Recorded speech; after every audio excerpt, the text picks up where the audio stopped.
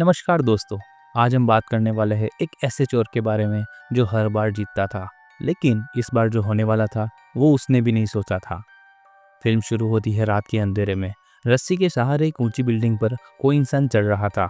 उसका नाम डायबोलिक था, एक ऐसा चोर जो सालों से पुलिस को परेशान कर रहा था। उसकी होशियारी के आगे पुलिस हमेशा हार जाती थी।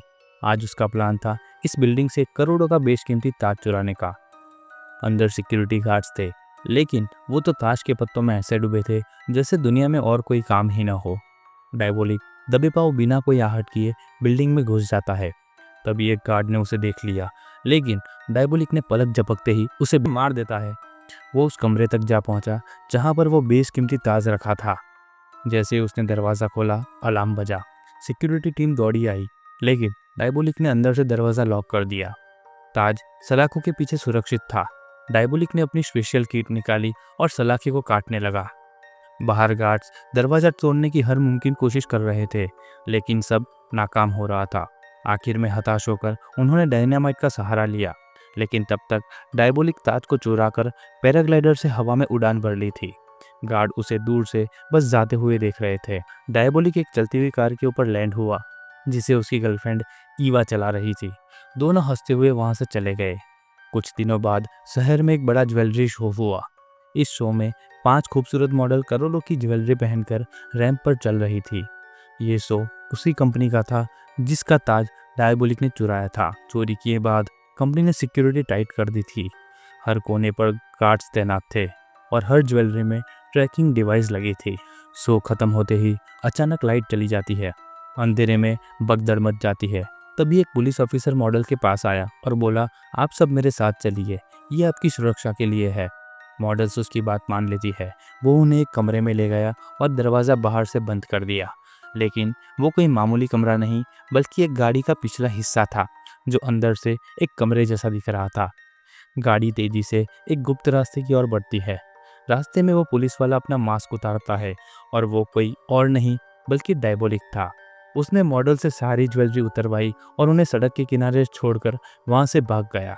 डायबोलिक अपनी गाड़ी लेकर एक सुनसान चट्टान के पास पहुंचा। उसने एक बटन दबाया और चट्टान 2 हिस्सों में खुल गई।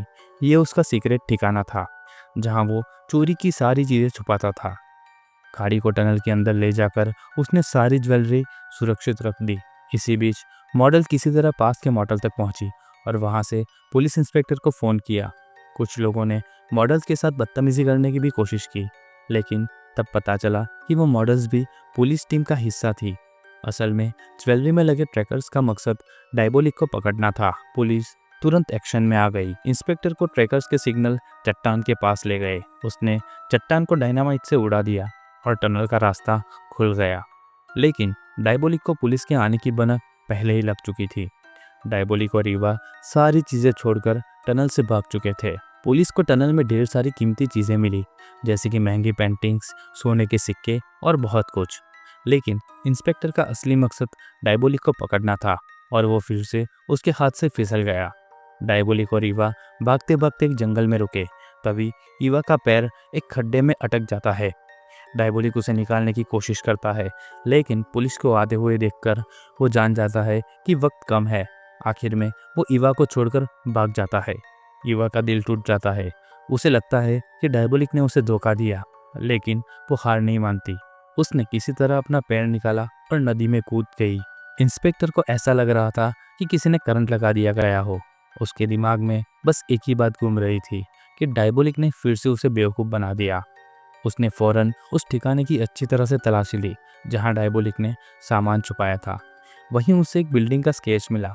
इंस्पेक्टर को शक हुआ कि यह डायबोलिक से ज़रूर जुड़ा हुआ है। वो अपनी टीम को लेकर उस बिल्डिंग तक पहुंचा और घंटों तक छानबीन करता रहा, लेकिन कुछ खास हाथ नहीं लगा। लेकिन तभी एक पुलिस वाले से गलती से लीवर दब गया और अचानक दीवार में से गुप्त रास्ता खुल गया। वो सब तेजी से नीचे बेसमेंट में पहुंचे, जहां उन्हें डायबोलिक की मास्क बनाने वाली मशीन मिली। हाँ, वही मशीन जिसमें से वो अपना चेहरा बदलकर किसी का भी रूप ले सकता था। इंस्पेक्टर ने फौरन सबको अलर्ट पर डाल दिया। अब उसे पूरा भरोसा था कि डायबोलिक इस मशीन को लेने वापस ज़रूर आएगा। दूसरी तरफ इंस्पेक्टर की गर्लफ्रेंड, जो शहर की प्रिंसेस थी, उसे शादी की बात करती है। लेकिन इंस्पेक्टर कहता है कि जब तक डायबोलिक पकड़ा नहीं जाता मैं शादी नहीं कर सकता। प्रिंसेस नाराज़ हो जाती है, लेकिन कहती है कि ठीक है, पर मेरी आने वाली पार्टी में तुम्हें होना होगा।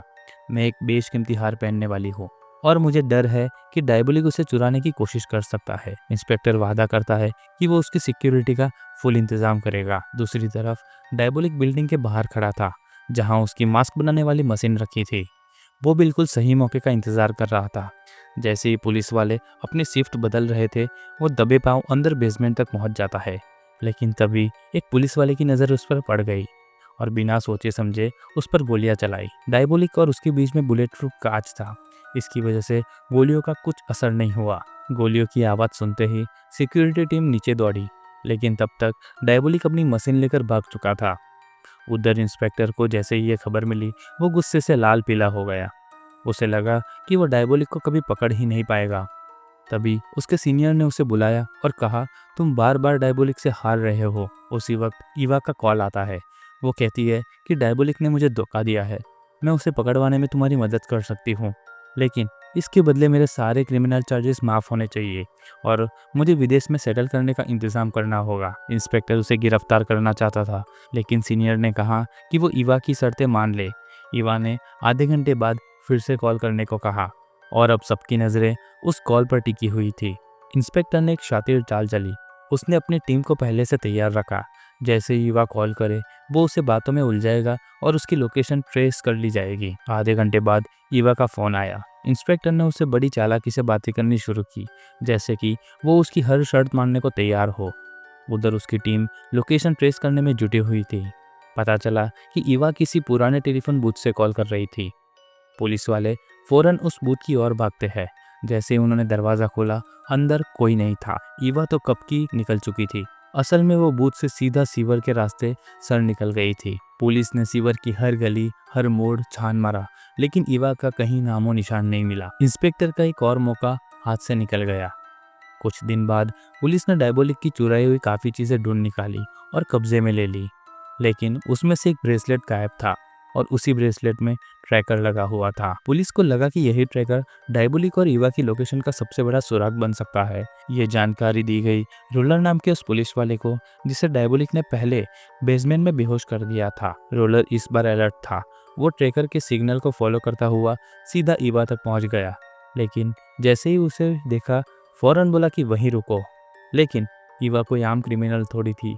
उससे झट से चालाकी दिखाई और रोलर पर अटैक किया। उसकी गन छीन ली और उसे 2 सेकंड में फिर से सुला दिया। फिर उसकी गाड़ी लेकर फरार हो गई। कुछ देर बाद रोलर को होश आता है और वो कहता है कि गलती से उसने ईवा का ब्रेसलेट ले लिया था, लेकिन उसे पता था कि ब्रेसलेट में ट्रैकर था, जिससे पुलिस ईवा को पकड़ सकती थी। इंस्पेक्टर के सीनियर्स ने फिर दबाव डालना शुरू किया। डायबोलिक को पकड़ना है तो ईवा की मदद लेनी पड़ेगी। इंस्पेक्टर को ये आइडिया ज़रा भी पसंद नहीं आया, लेकिन मजबूरी में उसे मानना पड़ा। किसी तरह उसने ईवा से दोबारा संपर्क किया। ईवा ने फ़ोन पर कहा कि डायबोलिक अपनी चोरी किए हुए सोने के पीछे पड़ा है। वो हर हाल में उसे वापस चाहता है, जो इस वक्त पुलिस कस्टडी में है। फिर उसने जो प्लान बताया वो वाकई में काफ़ी दमदार था। ईवा ने बताया, हमें ये खबर लीक करनी है कि सोना एक जगह से दूसरी जगह शिफ्ट हो रहा है। डायबोलिक सोना लेने ज़रूर आएगा।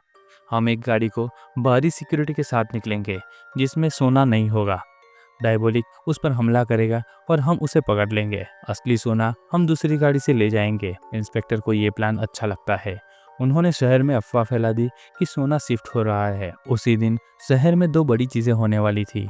एक तरफ था इंस्पेक्टर की गर्लफ्रेंड की हाई-फाई पार्टी, जिसमें वो सबसे कीमती हार पहनने वाली थी, और दूसरी तरफ था पुलिस का खुफिया ऑपरेशन, जिससे डायबोलिक को फंसाना था। गर्लफ्रेंड ने जैसे ही इंस्पेक्टर को पार्टी की याद दिलाई, उसने कहा, सॉरी मैं खुद तो नहीं आ सकता, लेकिन तुम्हारी सिक्योरिटी के लिए स्पेशल टीम भेज रहा हूँ।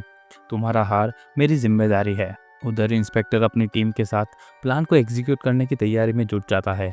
सब कुछ लगभग तय हो गया था, लेकिन एक बड़ा सवाल था कि असली सोने वाली गाड़ी को कौन ले जाएगा। तभी रोलर आगे आता है। ये वही पुलिस वाला था जिसे डायबोलिक पहले बेहोश करके भाग गया था। उसकी आंखों में गुस्से की आग और बदले की चिंगारी दोनों थी। वो बोला, मैं जाऊंगा। डायबोलिक ने मुझे 2 बार बेवकूफ़ बनाया। अब मेरी बारी है। इस बार उसे सबक ज़रूर सिखाऊंगा। सभी थोड़े हैरान थे, लेकिन रोलर की आवाज़ में ऐसा जोश था कि किसी ने मना नहीं किया। अब मैदान तैयार था। एक तरफ था सोना, दूसरी तरफ था चालाक चोर और बीच में था ये पुलिस वाला जो इस बार खुद शिकार नहीं शिकारी बनना चाहता था। इंस्पेक्टर ने नकली सोने वाली गाड़ी को भारी सिक्योरिटी के साथ रवाना किया ताकि डायबोलिक को लगे कि सोना उसी में है। रोलर असली सोने वाली गाड़ी को अकेले ले गया। वहीं नकली सोने वाली गाड़ी एक टनल में एंटर हुई और तभी टनल का दरवाज़ा बंद और डायबोलिक सामने से आया। पुलिस ने उस पर गोलियां बरसाई, लेकिन वो असल में डायबोलिक नहीं बल्कि उसका पुतला था। डायबोलिक ने फिर से उनको बेवकूफ़ बना दिया। इधर इंस्पेक्टर की गर्लफ्रेंड पार्टी के लिए रेडी हो रही थी। उसने अपना हार निकालने के लिए ड्रॉवर खोला, लेकिन हार गायब था। उसकी मेकअप आर्टिस्ट जिसे उन्हें पार्टी के लिए हायर किया था वो भी गायब थी। उसी वक्त रोलर दिखाई देता है जो सोने वाली गाड़ी को जंगल के रास्ते ले जा रहा था। एकदम से वो रुक जाता है। तभी एक दूसरी गाड़ी आती है और उसमें से मेकअप आर्टिस्ट उतरती है। वो मास्क उतारती है और हमें पता चलता है कि वो और कोई नहीं बल्कि ईवा थी। दूसरी तरफ रोलर भी अपना मास्क उतारता है और वो रोलर नहीं लेकिन डायबोलिक था। असल में डायबोलिक को पहले से पता था कि पुलिस इस हद तक पहुंच सकती है। उसने सब कुछ पहले ही प्लान करके रखा था। जब वो मॉडल्स की ज्वेलरी चुरा रहा था तब उसने जानबूझकर ईवा को छोड़ा ताकि इंस्पेक्टर को लगे कि उसने ईवा को धोखा दिया। इससे इंस्पेक्टर ने ईवा पर भरोसा कर लिया। डायबोलिक ने वो स्केच भी वहीं जानबूझकर छोड़ा ताकि पुलिस उसकी मास्क बनाने वाली मशीन तक पहुंचे। जब पुलिस वहां पहुंची तो डायबोलिक ने रोलर को मारकर उसका मास्क बनाया और उसे बेहोश होने का नाटक किया। पुलिस उसे अपने साथ ले गई और इतने दिन जो रोलर उनके साथ था वो असल में डायबोलिक था। उसने ईवा से ब्रेसलेट छीना ताकि पुलिस उसे ट्रैक न कर सके। डायबोलिक अपने सातिर दिमाग से सारा चुराया हुआ माल वापस हासिल कर लेता है। इंस्पेक्टर की गर्लफ्रेंड का बेशकीमती हार भी अब उसके पास है। वो ईवा के साथ मिलकर देश छोड़ चुका है। उसके पास इतना पैसा है कि वो जिंदगी भर आराम से जी सकता है। लेकिन डायबोलिक चोरी सिर्फ पैसे के लिए नहीं करता, ये उसकी आदत है, उसका जुनून है। शायद वो फिर किसी दिन चोरी करे और इंस्पेक्टर से उसका सामना हो। ये थी डायबोलिक की रोमांचक कहानी। कैसी लगी आपको कमेंट में ज़रूर बताना। वीडियो को लाइक करो, शेयर करो और हमारे चैनल को सब्सक्राइब करना मत भूलना। जल्दी हम आएंगे एक और नई कहानी के साथ। धन्यवाद।